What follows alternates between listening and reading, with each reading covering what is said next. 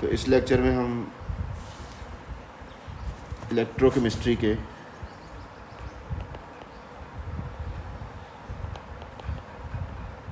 Galvanic cell वाले portion के NCERT questions करेंगे।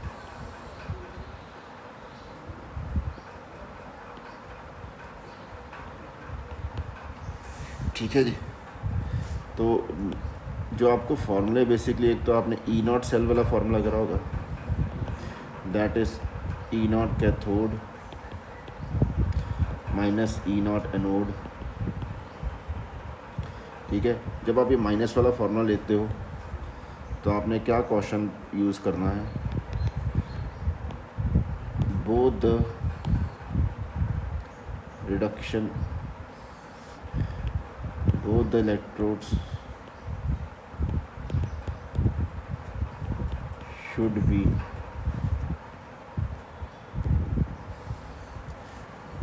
given as reduction potential।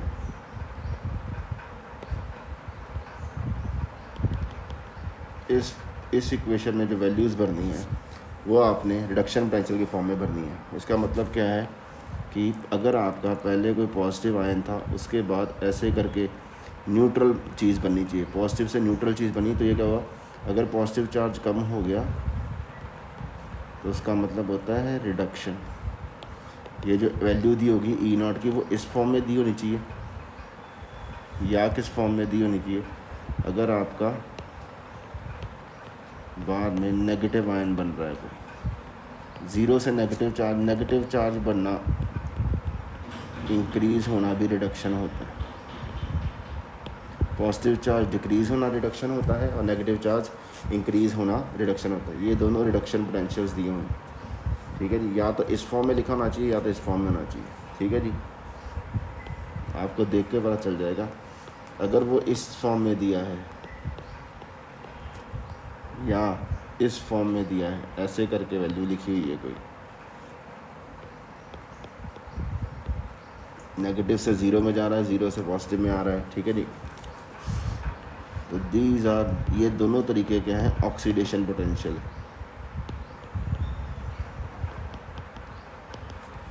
ठीक है बेटा जी, इस फॉर्मूले में आपने रिडक्शन पोटेंशियल बढ़ना होता है। अगर आपको पता है रिडक्शन और ऑक्सीडेशन एक दूसरे के क्या होते हैं, रिवर्सिबल, उल्टा होते हैं। ठीक है, अगर आपको ऑक्सीडेशन पोटेंशियल दिया है and you want to know reduction potential, simply change sign. For example, आपका जो कॉपर 2 पॉजिटिव कॉपर बनना, इसका रिडक्शन पोटेंशियल होता है 0.34 वोल्ट। बट अगर आपको कॉपर से कॉपर 2 पॉजिटिव बनाना हो, उसका वैल्यू क्या हो जाएगी, -0.34 वोल्ट। ठीक है जी, ये आपका रिडक्शन पोटेंशियल है और ये आपका ऑक्सीडेशन पोटेंशियल है। ठीक है जी, आपने जो वैल्यू भरनी होती है वो किस में भरनी होती है, रिडक्शन पोटेंशियल की फॉर्म में भरनी होती है। ठीक है जी। दूसरी चीज़, एक का फार्मूला आप ये यूज़ करोगे, फिर आपने फार्मूला यूज़ करा होगा, एक फार्मूला आप यूज़ करोगे delta G minus NFE। N is number of electrons in cell reaction. जो आपकी रिएक्शन हो रही है उसके अंदर इलेक्ट्रॉन्स कितने हैं इन्वॉल्व हो रहे हैं। F इज़ फैराडे, इसकी वैल्यू कितनी होती है 96500 कूलम्स।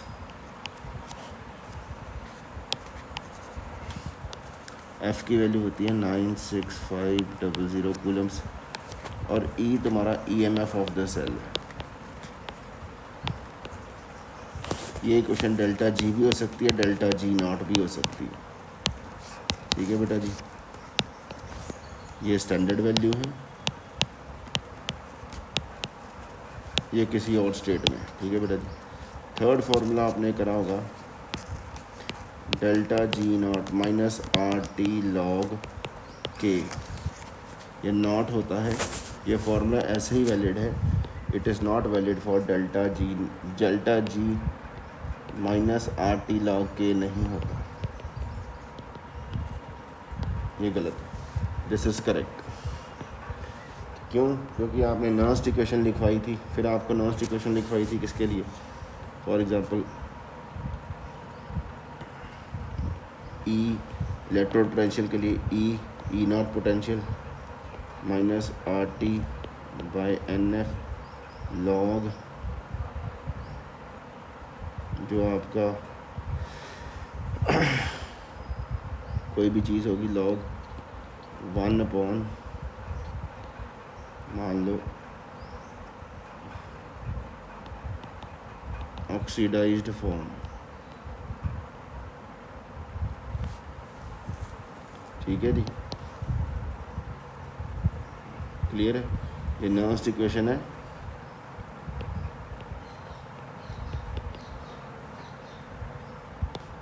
फॉर इलेक्ट्रोड पोटेंशियल, ये इलेक्ट्रोड का पोटेंशियल है स्टैंडर्ड स्टेट में, और ये निकालना है जो आपने किसी और टेम्परेचर पे, किसी और कंसंट्रेशन पे, ठीक है बेटा जी। क्योंकि जब आप क्या बोलेंगे, आप स्टैंडर्ड स्टेट में लेंगे तो इसकी वैल्यू 1 होती है, ठीक है ना, तो ये अल्टीमेटली ई नॉट के बराबर हो जाता है। फोर्थ आपने किया नर्स्ट इक्वेशन फॉर सेल, वो क्या था, जैसे फॉर एग्जांपल एक सेल बना लेते हैं, पहले जिंक को कॉपर 2 पॉजिटिव में डाला, आपका जिंक 2 पॉजिटिव बन गया और कॉपर बाहर निकल गया, ठीक है। यहाँ पे E cell, E not cell minus R T by N F log इसकी कंसंट्रेशन, जिंक आयन की कंसंट्रेशन ओवर इसकी कंसंट्रेशन, कॉपर आयन की कंसंट्रेशन, क्योंकि इनकी वैल्यू और इसकी वैल्यू 1 लेके चल रहा है, ठीक है जी, क्लियर है। ये आपने कैसे निकालना है, देखो ये हो गया। उसके बाद एट इक्विलिब्रियम ई सेल 0 होता है, ये याद रखना, ई सेल इक्वल टू ये पार्ट 0 होता है, ये पार्ट 0 नहीं होता, ठीक है। तो इक्वेशन क्या बन गई, E not cell is equal to R T by N F log, यहाँ पे जिंक आयन की कंसनट्रेशन बननी है, वो कौन सी बननी है, इक्विलिब्रियम वाली, यहाँ पे कॉपर आयन की कंसनट्रेशन बननी है, कौन सी, इक्विलिब्रियम वाली, ठीक है जी, ठीक है। तो ये कुछ चीज़ें हैं, यानी कि आपका ध्यान से देखो, जो रिड्यूस फॉर्म हो रही है, जब यहाँ पे माइनस साइन होगा, जो रिड्यूस हो रही होती है उसके आयंस नीचे आते हैं, और जो ऑक्सीडाइज हो रहा होता है उसका आयन ऊपर आता है, ठीक है जी। यानी कि हम क्या बोलते हैं, इससे हम क्या एक एक्सप्रेशन बना सकते हैं, देखो E cell, E not cell minus R T by N F log oxidised और ओवर रिड्यूस्ड आयन कंसंट्रेशन, ठीक है बेटा जी। ये यानी कि ये तुम्हारा एनोड होगा और ये क्या होगा, कैथोड होगा, इज इट ओके। तो ये फॉर्मूले हमने सब ने अभी यूज़ करने हैं, ठीक है जी। देखते हैं, how would you determine electrode potential of the system. आपको पता है, अगर आपने Mg2 positive plus 2 electrons Mg, इसकी आपने पोटेंशियल निकालना है, यानी कि रिडक्शन हो रही है इसकी, तो ये 2 इलेक्ट्रॉन अगर ये गेन कर रहा है तो ये कहीं से आ रहे होंगे ना, फ्रॉम वेयर दे विल कम,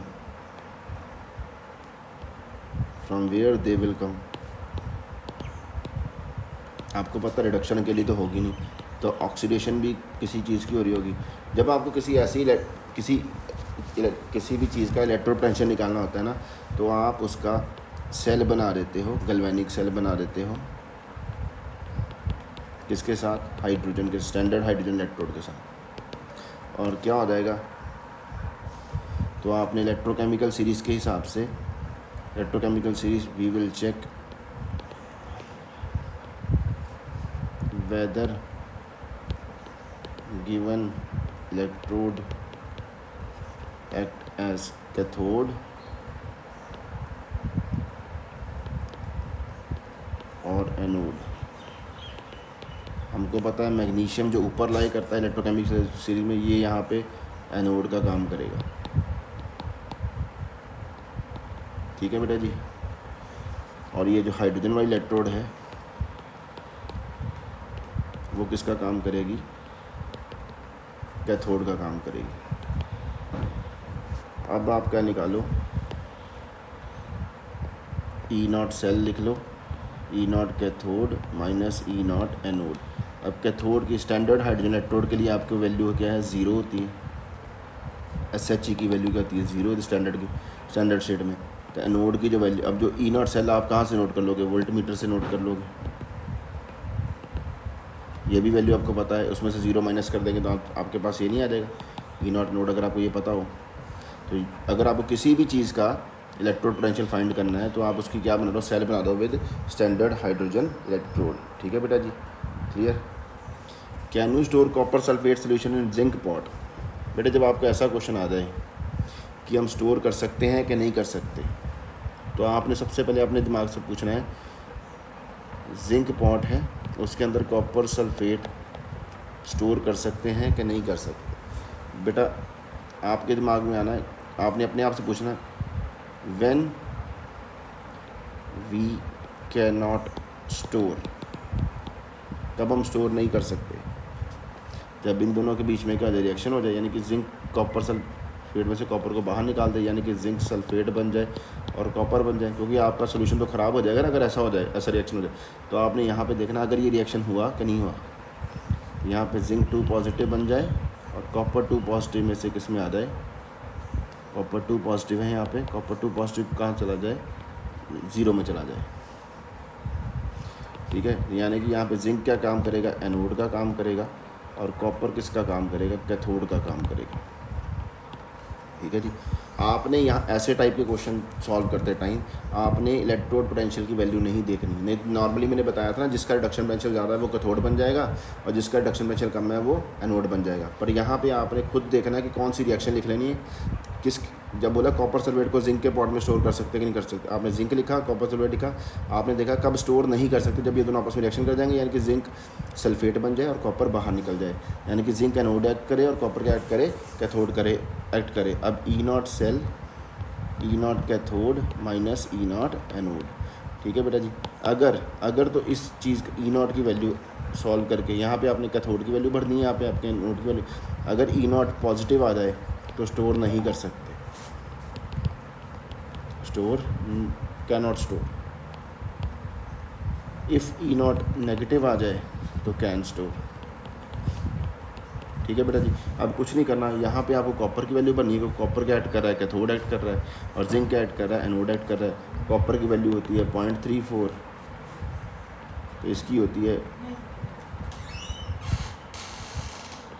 -0.76, तो आपका आंसर 1.1 समथिंग आ जाएगा पॉजिटिव।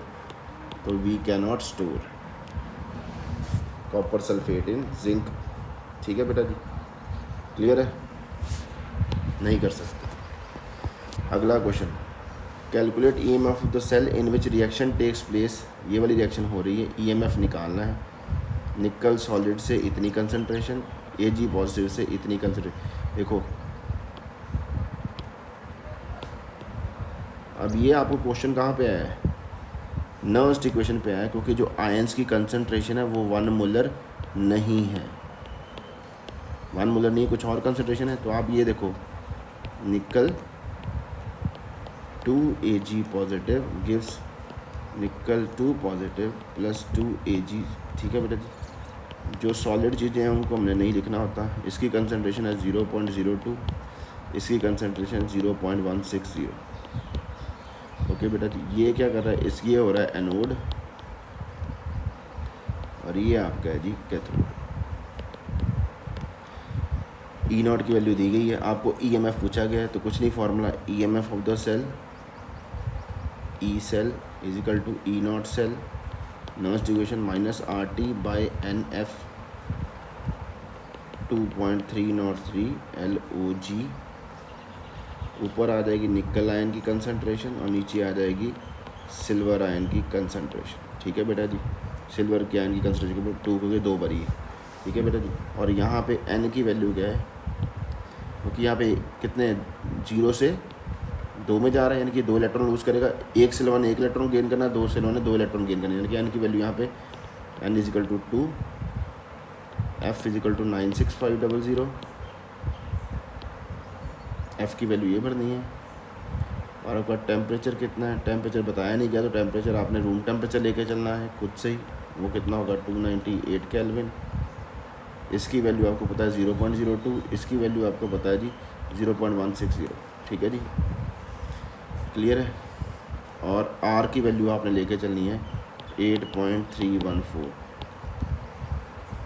ठीक है जी, यहाँ भर दो। ई नॉट सेल की वैल्यू भी आपको क्वेश्चन में दी गई है, तो आप यहाँ से बाकी इक्वेशन सॉल्व कर लो। इसकी जगह पे क्या लिखोगे 0.160, इसकी जगह पे क्या लिखोगे 0.02 की पावर स्क्वायर, जो कि स्क्वायर है। ठीक है बेटा जी, तब आपका क्वेश्चन निकल जाएगा। वैल्यू मैंने आपको सबकी बता दी है, तो हम देख लेते हैं कैसे करेंगे।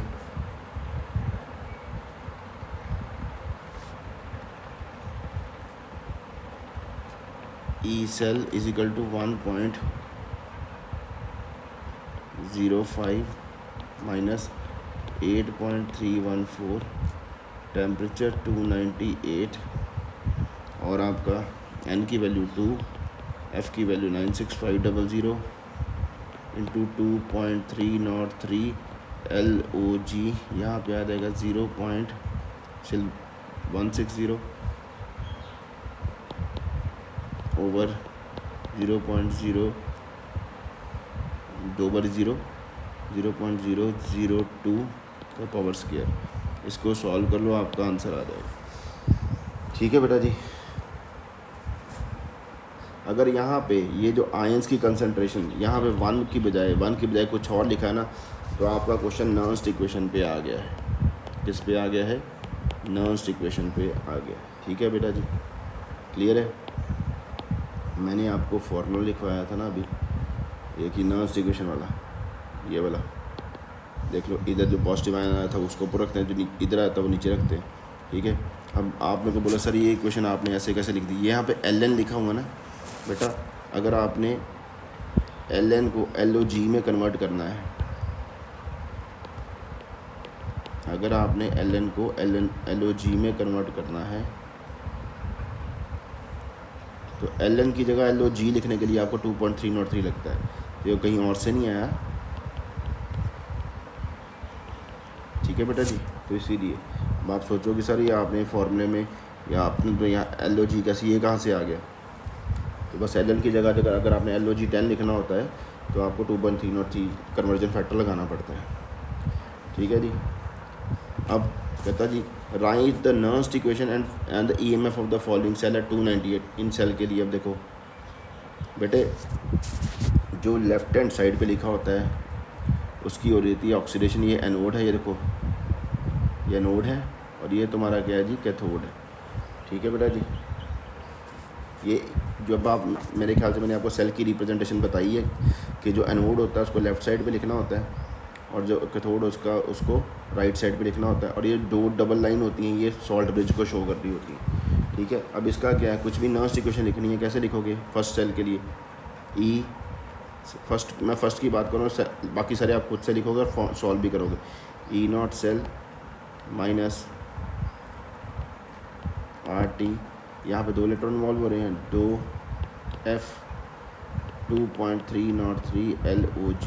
ऊपर इसकी ऑक्सीडेशन हो रही है तो Mg2 पॉजिटिव की वैल्यू ऊपर आ जाएगी और नीचे कॉपर आयन की कंसंट्रेशन आ जाएगी। इसकी वैल्यू क्या है, तो बाकी खुद आप बाकी सारे सवाल खुद करोगे, सेम है, इसलिए मैं नहीं करा, ये NCERT क्वेश्चन है, मैंने आपको करने का तरीका बताना था। 2.303 LOG, इसकी जगह लिखोगे 0.001 और नीचे लिखोगे 0.1231। ओके बेटा जी, बस ये फर्स्ट का हो गया। सेकंड में कितने इलेक्ट्रॉन, सेकंड में भी 2 इलेक्ट्रॉन्स इन्वॉल्व हो रहे हैं। ठीक है बेटा जी, सेकंड में भी 2 इलेक्ट्रॉन्स इन्वॉल्व हो रहे हैं क्योंकि Fe से Fe2 पॉजिटिव बन रहा है। थर्ड में मैं सेकंड वाला का भी लिख दूँ, लिख ही रहता हूँ यार सबकी, फिर बोलोगे सर ने करवाया नहीं। सेकंड वाले केस में सेकंड वाला थोड़ा सा एलेबोरेटिव बन जाएगा। यहाँ पे इसकी हो रही है ऑक्सीडेशन, इसकी हो रही है रिडक्शन हो रही है। ठीक है बेटा जी, क्लियर है। अब ये देखो Fe से क्या बन रहा है, Fe2 पॉजिटिव बन रहा है, और वो कैसे बनेगा, 2 इलेक्ट्रॉन लूज करके। अब यही 2 इलेक्ट्रॉन 2H पॉजिटिव गेन कर लेंगे और किस में कन्वर्ट हो जाएंगे, हाइड्रोजन में। यानी कि ओवरऑल आपकी रिएक्शन क्या हो रही है, इन दोनों को ऐड कर दो, क्या बन गया, Fe प्लस 2H पॉजिटिव, ये कट जाएंगे, gives Fe2 positive plus hydrogen. ठीक है बेटा जी। अब इसके लिए आप लिख लो, आपको सिर्फ इससे मतलब है, इनसे आपको कोई भी मतलब नहीं है, तो लिख दो वैल्यू, क्या बन जाएगी, E cell is equal to E0 cell minus RT by NF 2.303 LOG। ऊपर कौन सा आयन आएगा, Fe2 पॉजिटिव आयन, जो आयन्स की मतलब है H पॉजिटिव। अब ये कितनी बारी है, Fe2 पॉजिटिव एक बारी है, इसलिए इसके ऊपर कुछ नहीं आया, यहाँ पे कुछ नहीं आया, बट H पॉजिटिव कितनी बारी है, 2 बारी है, तो इसके लिए इसके ऊपर क्या आ जाएगा, 2 आ जाएगा। ठीक है बेटा जी, तो E cell E0 cell minus RT, N की वैल्यू यहाँ पे 2 है, F 2.303 LOG। Fe2 पॉजिटिव की जगह लेते हो 0.01, क्योंकि उसकी वैल्यू क्या है 0.01001, इसकी वैल्यू है 1, यहाँ पे 0.001 और यहाँ पे 1। ठीक है बेटा जी, यहाँ से सॉल्व कर लोगे आंसर आ जाए। टेम्परेचर के लिए 298 केल्विन है। ठीक है बेटा जी, अब अगला नेक्स्ट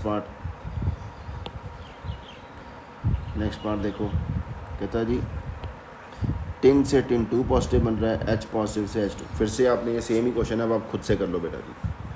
ठीक है, अब कुछ नहीं, हम इस पे मैं और कुछ नहीं कराऊंगा। 2 इलेक्ट्रॉन इन्वॉल्व हुए हैं, सेम ही है, आयरन की जगह आपने SN2 पॉजिटिव लिखना है।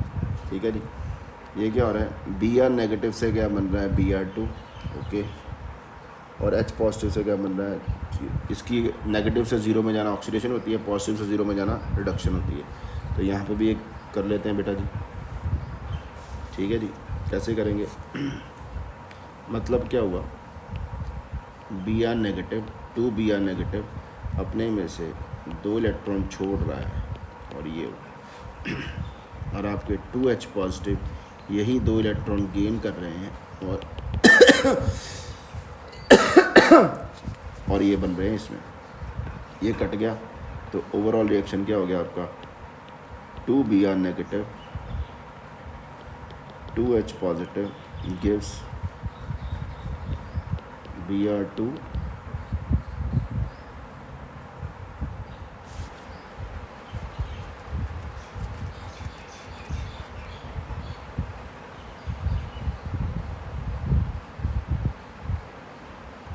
बस।